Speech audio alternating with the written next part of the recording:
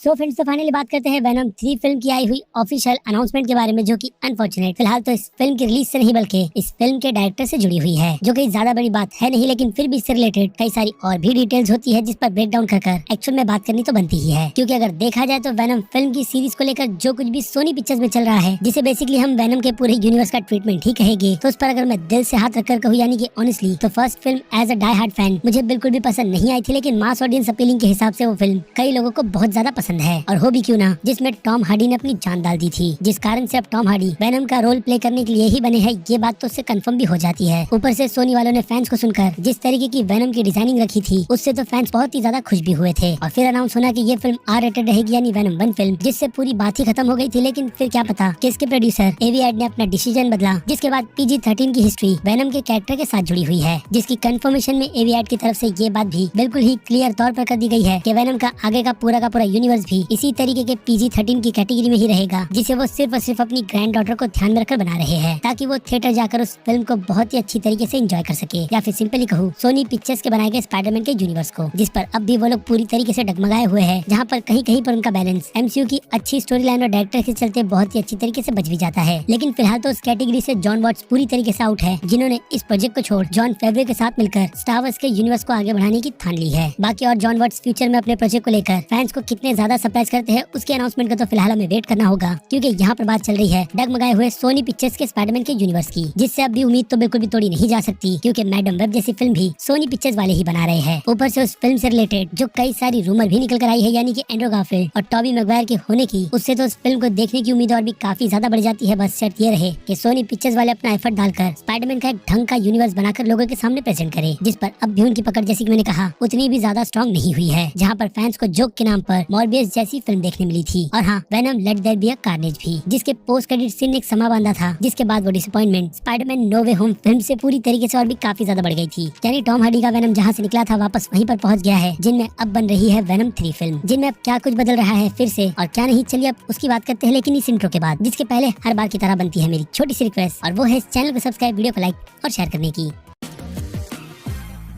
तो फ्रेंड्स, तो इंट्रो के पहले मैंने आपको इतना बड़ा ज्ञान बस यही बताने के लिए दिया है कि वेनम 3 फिल्म को डायरेक्ट कोई और नहीं बल्कि इस फिल्म की शुरुआत करने वाली ओरिजिनल क्रिएटर केली मार्शल कर रही है, जो इसके पहले भी वेनम के यूनिवर्स के साथ जुड़कर 2 फिल्मों की कहानी लिख चुकी है, जिनके बारे में अब अगर आपको ज्यादा बिल्कुल भी नहीं पता है, तो केली ने वेनम फिल्म को बर्बाद कहानी लिखने के अलावा 50 शेड्स के यूनिवर्स को भी शुरू किया था, और हाँ, सेविंग मिस्टर बैंक्स जैसी फिल्म की कहानी लिखकर भी। इसके अलावा क्रूएला जैसी फिल्म की भी कहानी उन्होंने ही लिखी है, जिसके सेकंड पार्ट पर वो काम भी कर रही है या नहीं, उसका फिलहाल तो मुझे कोई भी ज्ञान नहीं। लेकिन अब इतना जो जबरदस्ती का ज्ञान मैंने आपको दिया है, तो उसके बारे में मैं आपको पहले ही बता चुका हूँ कि असल राइटर को सोनी पिक्चर्स वालों ने इस फिल्म को डायरेक्ट करने की जिम्मेदारी दे दी है, जिनके साथ मिलकर टॉम हार्डी ने भी इस फिल्म के सेकंड पार्ट और अब थर्ड पार्ट तक की कहानी लिखी है। यानी राइटर ही खुद अपने विजन को एज ए डायरेक्टर लोगों के सामने रखेंगे, जो कि एक अच्छी बात भी है और कहीं ना कहीं बुरी भी, क्योंकि जैसे कि मैंने कहा, वेनम के यूनिवर्स को लेकर जो राइटिंग डिपार्टमेंट का काम है, वही एक प्रॉपर स्टोरी का जस्टिस नहीं कर पाता, जिसमें बस आए दिन इस फिल्म को लेकर डायरेक्टर्स ही बदलते हैं, जबकि असल प्रॉब्लम इस फिल्म की कहानी है, जो चीज एक्चुअल में फिलहाल तो सोनी पिक्चर्स वालों को बिल्कुल भी समझ नहीं आ रही। इसलिए उन लोगों ने राइटिंग के डिपार्टमेंट की जिम्मेदारी अब भी टॉम हार्डी के साथ साथ केली मार्शल को दे रखी है। बाकी मैं गलत भी हो सकता हूँ, जिसमें वो अपना जादू बिखेरते हुए शायद से इस बार एक अच्छी स्टोरी फैंस को दे दे, लेकिन फिर भी उसके चांसेस हिसाब से बहुत ज्यादा कम है, क्योंकि अगर केली को इस प्रोजेक्ट से हटाया गया तो नो डाउट टॉम हार्डी कहीं ना कहीं अपने इस एडी ब्रेक के रोल को छोड़ सकते हैं, क्योंकि केली उनकी बहुत ही पुरानी और खास दोस्त है, जो शुरुआत से ही टॉम हार्डी के साथ है, जिससे कि नेपोटिज्म की सिचुएशन भी यहाँ पर बनती है। लेकिन जैसे कि मैंने कहा कि हो सकता है कि तीसरे पार्ट में स्टोरी राइटर का विजन और डायरेक्शन पूरी तरीके से मैच करते हुए काफी अच्छी फिल्म डिलीवर कर दे, जिसकी अब अगर रिलीज की बात की जाए अगेन रूमर के तौर पर, तो सोनी वालों की तरफ से ऑफिशियली एक रिलीज डेट साल 2024 12 जुलाई की निकल कर आई थी, जिस दिन वो लोग स्पाइडरमैन के एक बड़े प्रोजेक्ट की फिल्म को अनाउंस करेंगे। यानी कि इस रिलीज डेट पर अब तक स्पाइडरमैन के यूनिवर्स की कोई भी बड़ी फिल्म अनाउंस नहीं हुई है। जिसके बाद फिर क्या था, फैंस की तरफ से इस फिल्म की रिलीज डेट पर सीधे टॉम हॉलैंड की स्पाइडरमैन 4 फिल्म को रख दिया गया, या फिर कहो बाकी दूसरे एंड्रयू और टॉबी मैगवायर की स्पाइडरमैन की फिल्म को। जिसके बाद अब ये चीज क्लियर हो जाती है कि असल में ये रिलीज डेट अगेन कहूंगा रूमर के तौर पर वेनम 3 की है, क्योंकि इस फिल्म के डायरेक्टर जो ऑफिशियली अनाउंस हुई है, उसी से ये बात साफ हो जाती है। यानी कि उनके राइटिंग का पिच पूरी तरीके से सोनी पिक्चर्स वालों ने अप्रूव कर दिया है, जिसमें अब बचती है इस फिल्म की ऑफिशियल रिलीज डेट और हाँ, फिल्म की कास्ट और प्लॉट की थोड़ी सी डिटेल की रूमर, ताकि फैंस को ये अंदाजा हो जाए कि असल में इस फिल्म को लेकर यानी कि वेनम के यूनिवर्स में चल क्या रहा है। क्योंकि फैंस को जो कंटिन्यूटी चाहिए थी वो अनफॉर्चुनेट नो वे होम में बनकर पूरी तरीके से डिस्ट्रॉय हो गई, जिसमें अब भी बड़ा क्वेश्चन सोनी के बनाए गए स्पाइडरमैन के स्पिन ऑफ में यही चल रहा है कि इस यूनिवर्स में सोनी वाले किस स्पाइडरमैन को डालेंगे, जिस पर मुझे लगता है आप भी अपना दिमाग दौड़ाकर कमेंट में कुछ ना कुछ तो लिख ही सकते हैं, क्योंकि जितनी बातों बातों को क्लियर करना था वो मैंने कर दिया है अगेन वेनम और उसकी रिलीज डेट को लेकर। और हाँ, छोटी मोटी डिसअपॉइंटमेंट भी जो डाई हार्ड फैंस यानी कि मेरे जैसे फैंस को तो बुरी लगती है, लेकिन उन फैंस को नहीं जो लोग टॉम हार्डी के यूनिवर्स और उनकी फिल्म को एंजॉय करते हैं, जिसमें मैं अब भी कहूंगा कि टॉम हार्डी एक परफेक्ट वेनम है, यानी कि एडी ब्रॉक, जिन्हें अनफॉर्चुनेट सही तरीके से सोनी पिक्चर्स वाले यूज नहीं कर रहे। ऊपर से स्पाइडरमैन भी इस कंटिन्यूटी में एक या दूसरा पार्ट बनने तक भी हमें नजर नहीं आया, जिसके लिए फैंस को और कितना लंबा इंतजार करना होगा उसका अंदाजा तो खुद सोनी पिक्चर्स वालों को होगा। या फिर हो सकता है कि मैडम वेब जैसी फिल्म फैंस के वो सारे के सारे डाउट को क्लियर कर दे, जिन्हें लेकर कमेंट सेक्शन में कमेंट तो बनता ही है, क्योंकि अब वक्त है इस वीडियो को यहीं पर खत्म करने का। बाकी मैं हूँ अजीज, आप देख रहे थे मूवी स्टॉक चैनल, जिसे अगर आपने अभी तक सब्सक्राइब नहीं किया है तो सब्सक्राइब कर लीजिए और बगल में बने हुए बेल आइकन के साथ साथ नोटिफिकेशन को भी ऑल पर क्लिक कर दीजिएगा। बाकी अब मैं मिलूंगा जल्दी आपसे दूसरी किसी वीडियो में किसी और फिल्म या फिर किसी और सीरीज के टॉपिक पर बात करते हुए। तब तक के लिए आप मेरे चैनल के बाकी दूसरे वीडियोस को भी एंजॉय कीजिए। Till then.